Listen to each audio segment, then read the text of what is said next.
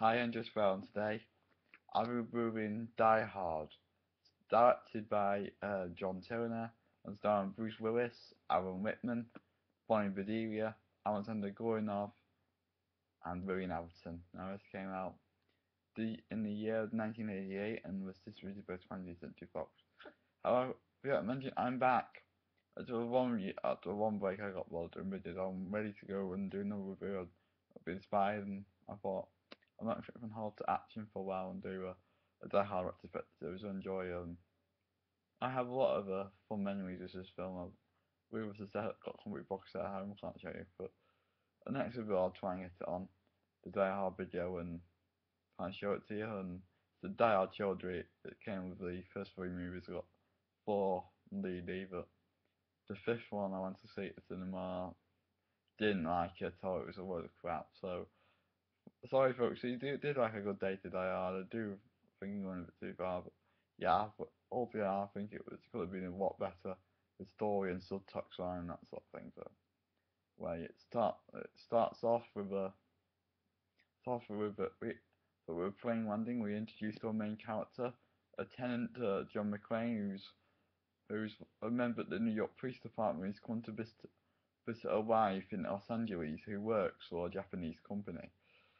And of course we got all the old bullshit, and we got a good scene with a guy saying have a fit fine, and if you do have a fit fine, review your toes and walk barefoot. What the hell? This guy doesn't know nothing at all about VelJohnsen. But anyway, we introduce quickly and he gets to the airport, and we introduce to the Clerk Argyle, and he's a black chauffeur who's very conscious of what he said, and John McClane does all his struggles with his wife Holly, who's changed his name from McClane to Gennaro for peace and resatisfaction, and we get a good look into his love relationship and how he really becomes the good hero at the end. And he gets to the hotel, and we hear some rap Christmas movie, which is meant to be like Put the Candle or something, and it's not really Christmassy so far, but we do get a sense it's set at Christmas. So you hear Jingle Bells and when Die Hard shows up the logo, so you know, and he goes up and he joins the party, and he shows that he's an engineer and he gets free repeat offers.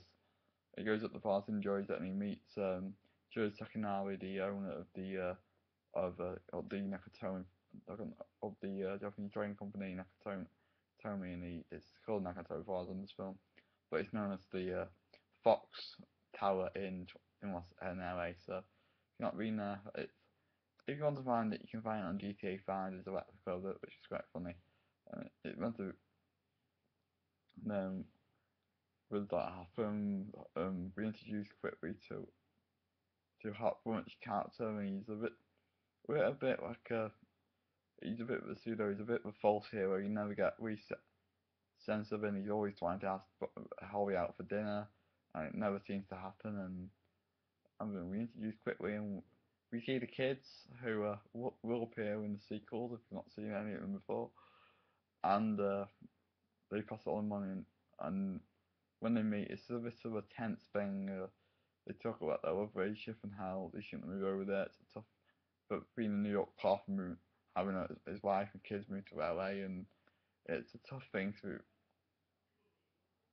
think about. And then Holly goes to speak with some Japanese company for his restaurant, but straight away we hear gunshots, and we discover a terrorist organisation taking over the building to try and find the thousands of dollars splashed in the boat which they tried to hack. And the right is Serbian, Hungarian, Eastern European country, and we introduced to the main villain, Hans Gruber, played by Alan Rickman, who you probably all know from the Harry Potter franchise, Princess Saban, involved in such films like True Mad Redemption and Robin Hood, Prince of Thieves, which is one of my mum's all-time favourite films. So he really gets the character well. I like his character. He's very threatening, but at the same point he seems quite chilled and relaxed, and get he's a really likable character. Although as John, he's a bit of a dickhead at times. We do get things, and I'm going too far, and we see the company, and he shoots the security guard in the bottom and kills him. So and then they just take over the building. Like some of them might get rid of the phone line so no one can get communication. All the doors will shut so they can't get out. So after this, as the scene always happens, John sneaks up into the lobby area and decides it's the best time to call the cops. Now during this time, they discover a cops in the building up there, and the guy with the glasses, I don't know what his name is, who's cut the phone lines before he comes up and tries to confront John to join the others in the main hall area, and we were tricked into thinking John sets up drills to try and trick him, and he messes with it, and he says, Paul's gonna, he said, you're a policeman, there's rules for policemen. That's when my captain keeps telling me, and he just goes on and he just chucks him down the stairs and such snack, excellent death scene. And then he just realises he's got a perfect idea. He's going to put him in the elevator anyway, but he sees a Santa hat and goes, ho, ho, ho. She's like, ho, ho. I have a machine gun, which is probably the funniest word of line in the movie I've probably ever heard. And they go down, and a woman screams and discover he is dead, and his brother, who's one of the main protagonists, well, second main protagonist, who's a bit bloodthirsty, and says, I want blood. And he said, you have it. It's just that there's a lot of comedic elements in this film which I love, and it really does seem to get away from here when that happen. And he gets in contact with Hans Gruber with the walkie-talkies, and they start talking. He pretends he calls himself, and he says his iconic line, "Yippee-ki-yay, motherfucker." So it's a great line. Sorry, I shouldn't have said it in more context, but he calls the cops, and they think he's kidding, which he's flipping not. They think he's just really so trying to get attention, which is really annoys me. And they decide to send a black and white all-rounder who's turns out to be a fact option L. He's a great character. L. He's a fantastic character. He really knows how to take the incident, even though Dwayne somebody other takes on, and it's a bit stupid, funny. And then they finally do come, but some another terrorist find him and he shoots one of them, and just as the terrorist is about to kill him, uh, he shoots him and he comes up with the line, "Thanks for the advice."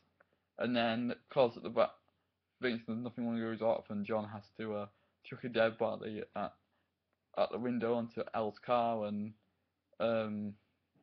he says another famous line, "Are you ready to join the party?" Which is just a welcome to the party, pal. There's some cracking lines in this. I just love the film lines and the excellent film altogether. Dawson, I'm going through the plot too much, and they start thinking about getting the terrorist thing.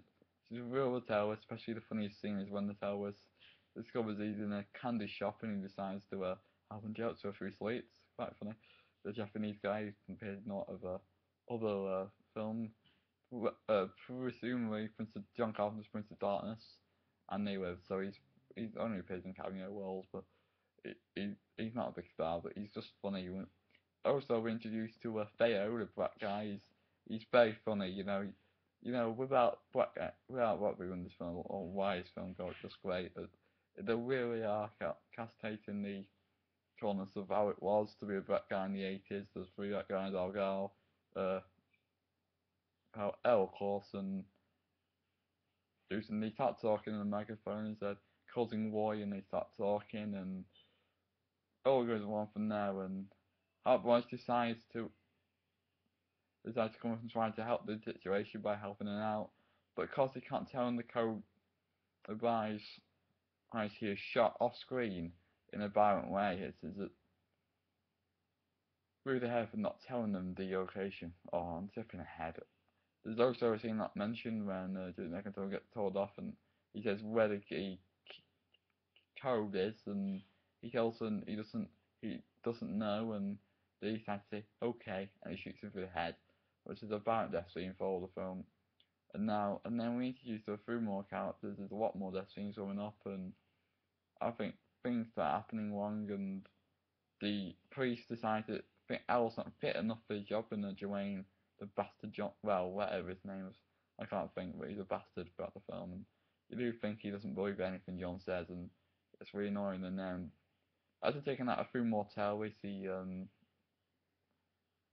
they fight on the roof, and he get all grass in his feet, so he decides to put gas in the bathroom, and the power goes out, and then there's a few scenes with explosions, and when it gets to the end, it's a very tense fight. He kills the blonde guy by hanging him, and we do think he's dead, and he kills William Houghton's character. He doesn't kill Theo. I don't know how it survives, and Al Rickman pretends to be a accomplished, but he's not. And there's a great scene when he still Holly is John's wife and decides to use her as bait, but he is killed well. He's chucked to his death. In the epic conclusion, in slow motion, he's the motion and he dies, falling to his death. No, I think it's all over. The building falls apart because it's exploding, and it's a cracking end to the film. And when you think it's all over, the one guy, whoever, I can't think of the names in this film, but he comes alive and he's only can't kill him, but then Alcaz is going to kill someone, and then Alcaz decides to take him home. We listen to a thing of Wet Is So, Wet Is So, Wet Is So by Frank Sinatra, so it's a good ending, it's a good film. Overall, Die Hard is an excellent movie. I mean, it's probably one of my all-time favorite Christmas movies, even though it's not really Christmassy. It has Bruce Willis, who's one of the famous roles in the TV sitcom Moonlighting, which was on in the mid 80s to the early 90s, and from now on he starred in multiple Die Hard sequels, and since then he's been in roles in G.I. Joe and Red. He's been in a lot of cracking films, and Alan Rickman's a good character, and good character development all around, and I think the whole atmosphere of the film's pretty funny. So I'll rate it 9 out of 10 stars.